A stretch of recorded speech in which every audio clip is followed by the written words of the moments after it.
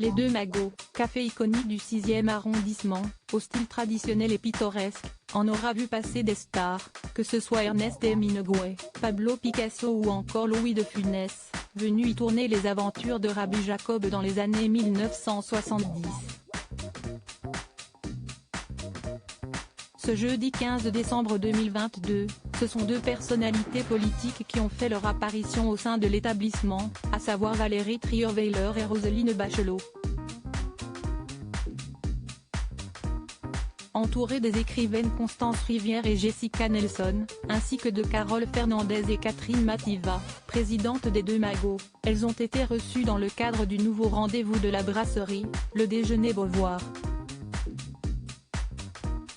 Ainsi, siestent donc autour d'un délicieux repas qu'elles ont partagé un agréable moment de complicité, le sourire aux lèvres.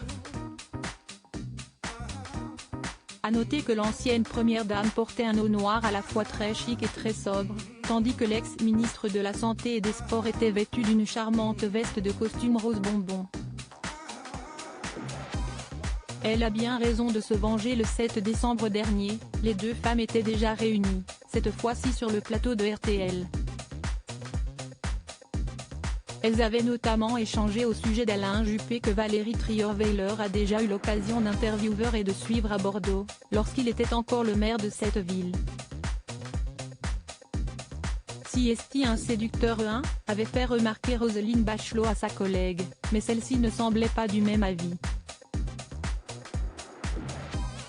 Je n'ai pas été séduite, Roselyne. Vous, je ne sais pas, mais moi non. Avait répondu la journaliste. Il n'a pas de scooter ? Avait alors lâché Bernard Mabille, afin de clore cette séquence avec humour.